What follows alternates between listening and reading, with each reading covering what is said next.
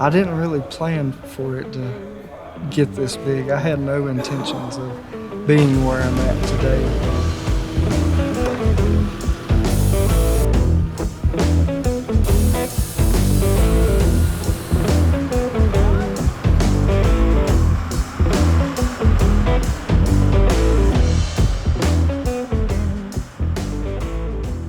I started working in the movie industry whenever I was 18 years old.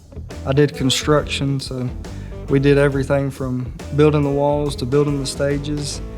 They were always looking for rough cut lumber, and from there, that's when I got the idea that, hey, there's a demand for this sawmill industry. There's a demand for rough cut lumber.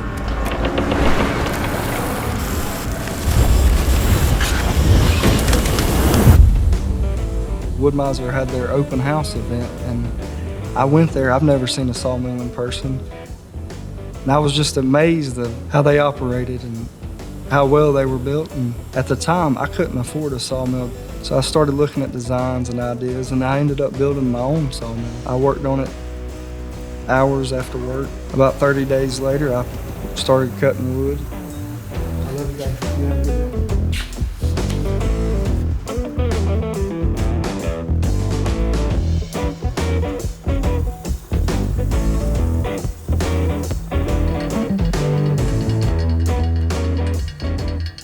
At the beginning, it was hard getting started. You know, that property that I had wasn't sufficient enough to get a log trailer up. So I ended up moving the sawmill to my dad's front yard back in 2018. You know, a year or so after having it, I bought an old 1995 Wood-Mizer from an Amish guy out of Kentucky. And that's where I really started out. I mean, I was just out the front yard on 5 acres cutting wood on my Wood-Mizer. After COVID hit, we went back to the movie industry for just a few days, and I realized that it just wasn't for me. And after a few months, he came with me.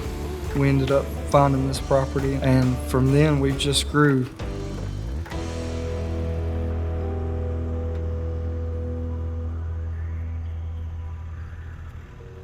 We bought a Timber King 2000, and we had the LT40 and the Timber King set up side by side, and we ran each for about 6 to 8 months, and we realized that the Wood-Mizer was just easier to operate and more user-friendly. Getting started, you know, it was just one person, so it was easy to operate by yourself versus, you know, the competitor sawmill. After selling that Timber King, I bought another LT40 with a command station on it, and once we got the command station on the LT40, we were really starting to produce some wood. We were cutting, you know, a tractor trailer load of logs in a day, just me and one guy, me and 2 guys, you know. One part of our building, we've got the main sawmill, which is the LT70, and we've got all the support equipment for it.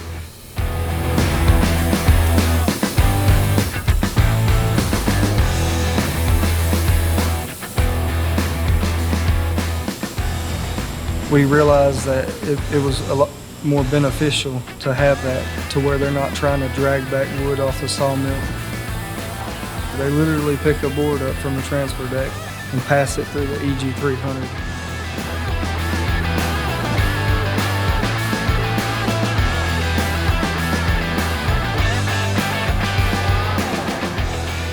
Then we have an LT50 that's got a 24-foot bed extension, and we'll process all of our 30-foot and 35-foot long logs on it.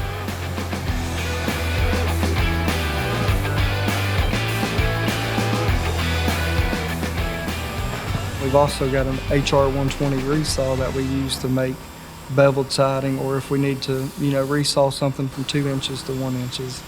It's definitely beneficial to have that resaw versus trying to resaw it on the sawmill bed. We have kilns, and we're able to, you know, kiln dry our wood to where it can be used for, you know, a more ideal use, you know, inside your house or something, a more of a finished product.